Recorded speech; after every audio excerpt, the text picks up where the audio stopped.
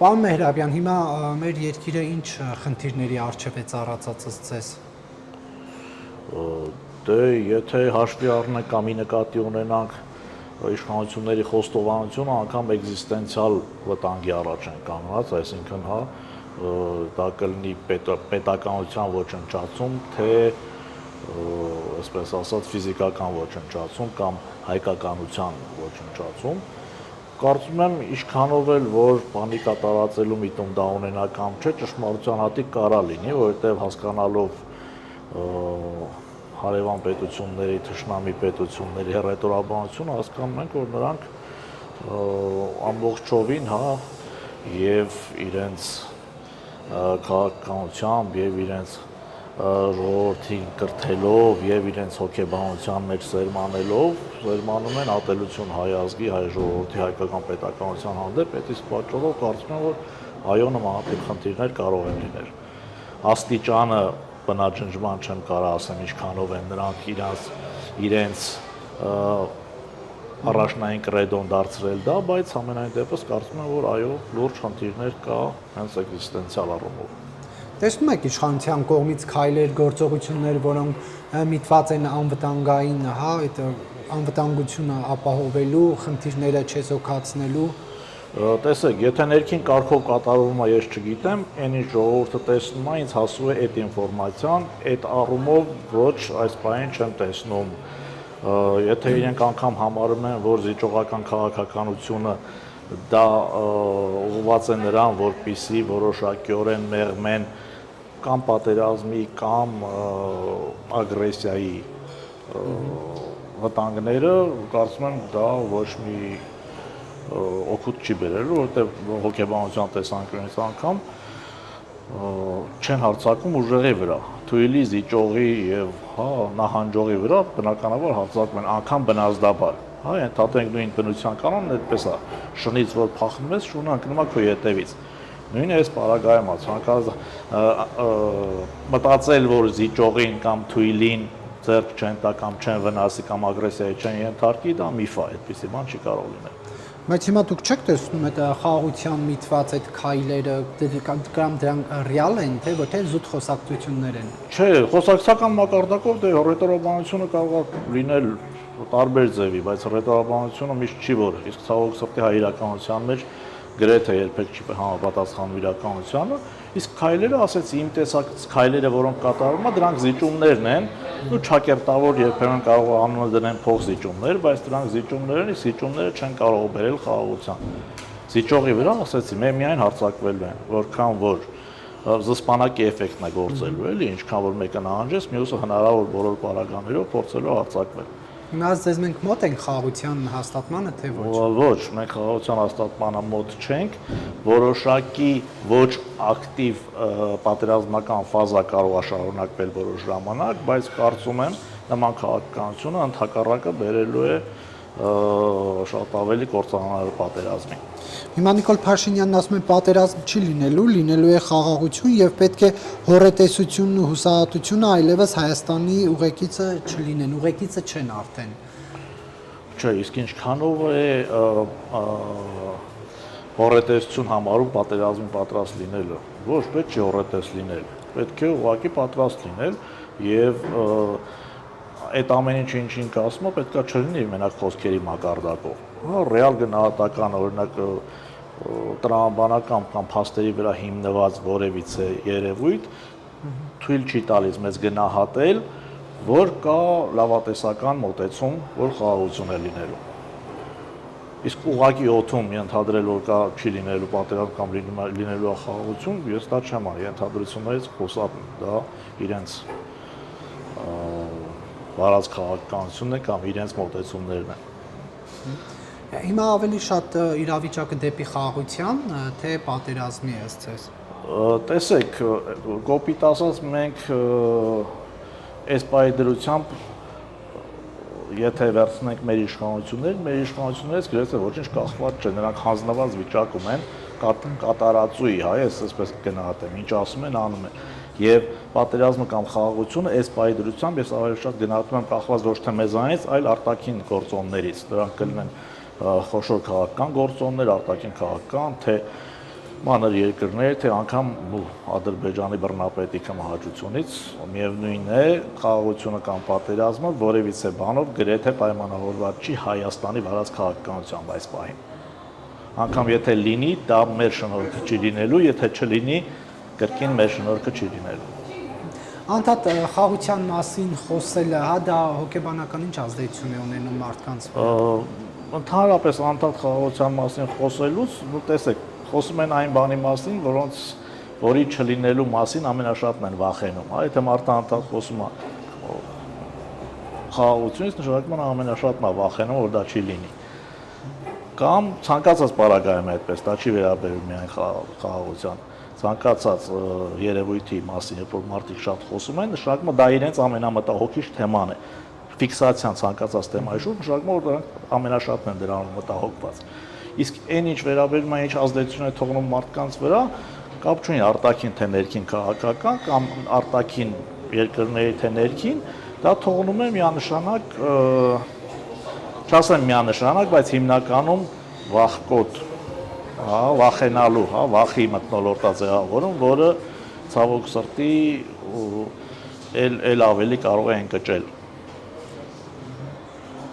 Եվ ինչի կհանգեցնի դա։ Ընկճախտի, մասսայական ընկճախտի, հա, հասարակական ընկճախտի, հասարակական դեպրեսիա կոչվածը, դա կհանգեցնի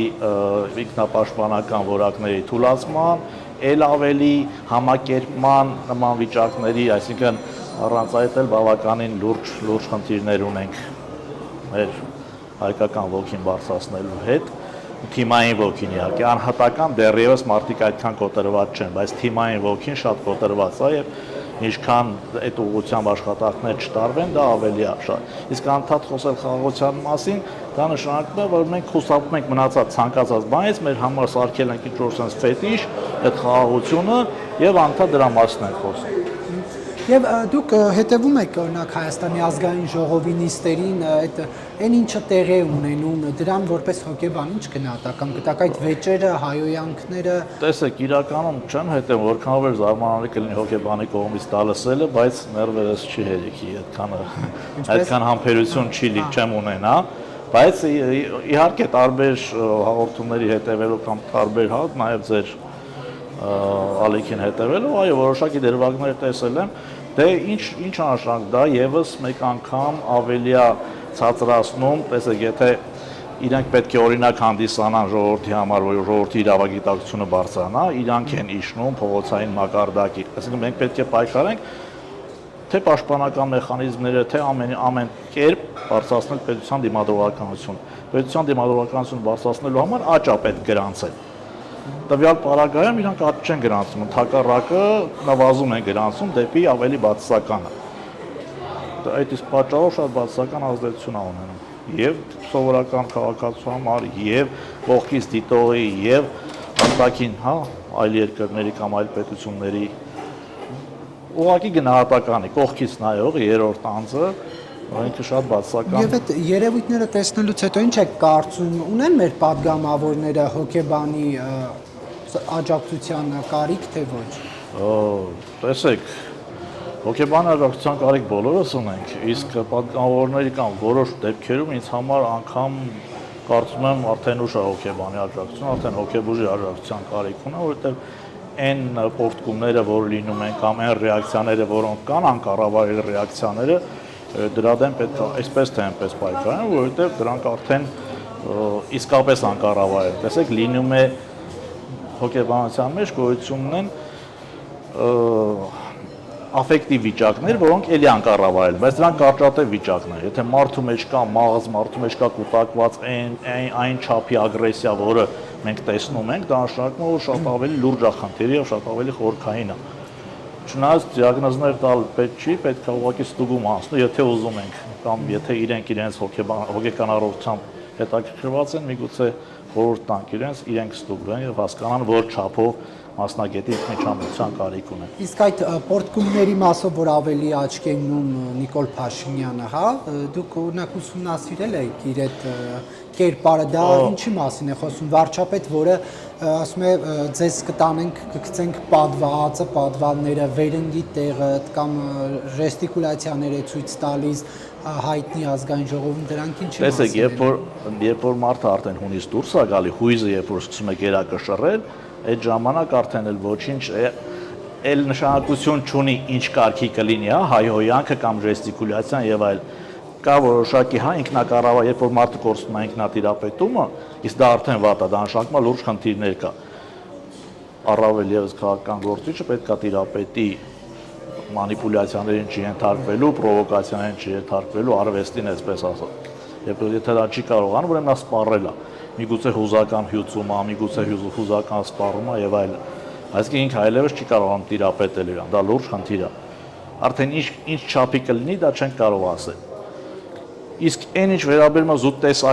տեսականորեն ես կարող եմ ասել, այն ամեն ինչի միջով ինչ անցել է Նիկոլ Փաշինյանը, եթե ինքը իսկապես հասկանում է ինչի միջով անցել եւ ինչա կատարվել իր կառավարման շրջանում երկրի հետ, ինձ թվում է չէր կարող հոգեկան հավասարակշռվածությունը պահպանել։ Եթե չի հասկանում այդքան, ուրեմն ի սկզբանե չի ունեցել հոգեկան առողջության բավարար բազա, կամ ընթացքում պետքա կորցրած լիներ այդ ամեն ինչը, կամ ի սկզբանե էլ չի եղել։ Հիմա որ դուք որոշ падգամավորների դեպքում կարծում եք, որ հոգեբույժի կարիք ունեն, նույն գնահատականը նաև վարչապետի հետ կապված տալիս եք, թե ոչ։ Տեսեք, կարիքը հոգեբույժի թե հոգեբանի դա պետք է պարզվի բանից հետո, ուսումնասիրությունից հետո, այսինքն համապատասխան տեսնում ենք, հանրային այդ շփումներում։ Հիմա տեսեք, ես փորձեմ մասնագիտական գնահատական տալ։ Պորտկումը, հուզական պորտկումը կարա լինի եւ հոգեբուժական խնդրի պարագայում, եւ հոգեբանական խնդրի պարագայում։ Հասկանալ դրանցից որ մեկն է, այդ ուղղակի պետք է ուսումնասիրվի, թե չէ միանշանակ խորհուրդ եմ տալի։ Կամ բանի պարագայում տեսեք, վերջի դեպքերում, տեսեք, ին վերջի դեպքերից մեկը նորքի որ թաղապետներ, որը ծեծի էր ենթարկել, նորքի թաղապետ ծեծի է ենթարկել։ Եթե ընդունենք, որ այո, պորտկում ա եղել հուզական եւ այլն, իրան չի տիրապետել։ Երբ որ դրանից հետո 1 կամ 2 ժամ հետո կամ 1 օր հետո իրան հարցնում եք զղջում եք, ինքը ասում է ոչ, այստեղ լուրջ արդեն կոգնիտիվ խնդիրներ կա, մինիմում կոգնիտիվ խնդիրներ կա։ Հա, այստեղ գոնե, հասարակական անձը պետքա տիրապետի իրան կամ գոնե թեկուզ ինչ որ այս կամ այն կերպ փորձի թաքցնել անգամ այն ներքին, հա, այսինքն եթե չկա այդ կամքը, չկա իր հույզերի գիտակցական կառավարումը, դա արդեն նշանակում է այդ մարդը ունի լուրջ խնդիրներ։ Հիմա արդեն դա կլինի հոգեբանական թե հոգեբուժական, դա արդեն Չէ, ինչը մենք տեսնում ենք, Նիկոլ Փաշինյանի կողմից արված, դա ինչ է, կարծում եք այդտեղ հոգեբանի կամ հոգեբույժի միջամտություն։ Այո, կամ նյարդաբանի։ 3-ից որևէ մեկի միջամտության կարիքը ես պարտադիր տեսնում եմ։ Ոչ թե իրան փնովելով եւ այլն, այլ գոնե իր առողջության մասին հոգ տանելու համար թողենք մի հատ դիմի որևէ մասնագետի, որովհետեւ այո, իր պահվածքը, վարքը, ժեստիկուլյացիան եւ այլը ցույց են տալի, որ հուզական սպառված է ինքը, արդեն չի տիրապետում իր, ինքն իրեն, այսպես ասած։ Դուք հոգեբան եք, հոգեբանական կենտրոն ունեք, լինում է որ հիմա այս գործող պաշտոնյաներից դիմում են, թե ոչ։ Եվ գործող եւ նախկին եղել է, բայց դա մասնագիտական էթիկա է, ես չեմ կարող ասել, բայց գործողներից դիմում են։ Այո։ Ինչ խնդիրների հետ կապված։ Դա էլ է մասնագիտական։ Դե չենք նույնիսկ։ Դե դա կլինի հուշում, օրինակ նմանացնել կամ զուգահեռներ անցկացնել, կամ լինում է նաեւ ընտանեկան կամ իրանց երեխաների կամ եւ այլն։ Չէ, ես նկատի ունեմ ի պաշտոնից բխած խնդիրների հետ կապված։ Տեսեք, ասեմ ձեզ, պաշտոնից բխած հիմնական խնդիրները լինում են ներքին կոնֆլիկտների արդյունքում առաջացած հոգեվիճակներ, այսինքն այն, որ իրենք իսկապես չեն ընդունում այն իրականությունը, որում իրանք գտնվում են։ Ի պաշտոն է օրինակ պարտավոր են կատարել այս կամ այն երևույթները կամ այս կամ այն հանձնարարությունները, բայց ներքուստ իր եսը բախվում է դրա հետ, ընդդիմանում է դրան, այ հիմնական ով որ դիմել է, իրանց հիմնական դիմելու պատճառները եղել է դա։ Բարձր պաշտոն զբաղեցնող անձինք են ձեզ դիմել։ Այո, բավական։ Իսկ ինչ եք կարծում, իրենք այն խնդիրները, որ արդեն դուք ֆիքսել եք, համապատասխանում է իրենց հոգեբանական այդ վիճակը զբաղեցրած պաշտոնին, թե ոչ։ Այո, զուտ այս պայդրությամբ համապատասխանում է եւ ես շատ բարձր եմ գնահատում հենց այդ իրանց միտումը, որովհետեւ շատ ավելի լավ է դիմել մասնագետի եւ հասկանալ, օրինակ եղել են նաեւ պրոֆիլակտիկ մարդիկ եկել են, մենք օրինակ ունենք այդպիսի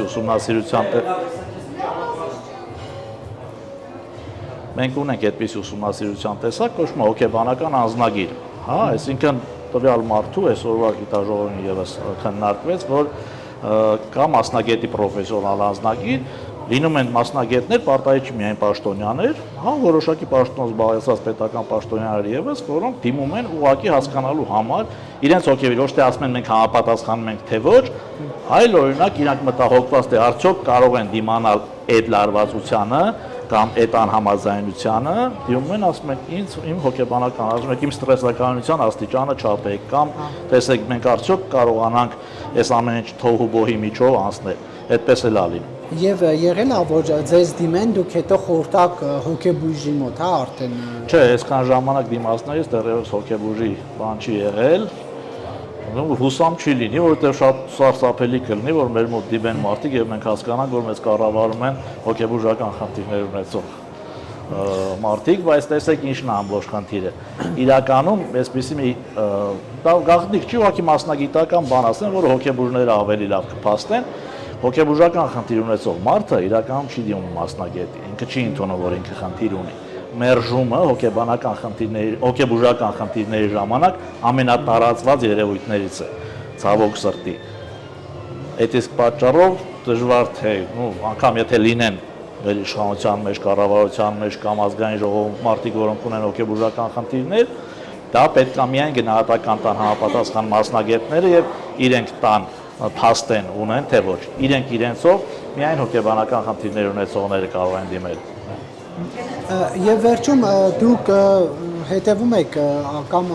մամուլից տեղյակ եք վարչապետի տիկնոջ գրառումներին, երբ որ նա իր ընտանիքին, իր երեխաներին թիրախավորած անձանց վիրավորում է գրեթե նույն բառապաշարով, տխմար, ղզիկ, սա ինչի մասին է խոսում։ Սա եւս կարծում եմ, ինչպես վարչապետի մոտ, այնպես էլ տիկնոջ մոտ, ինքը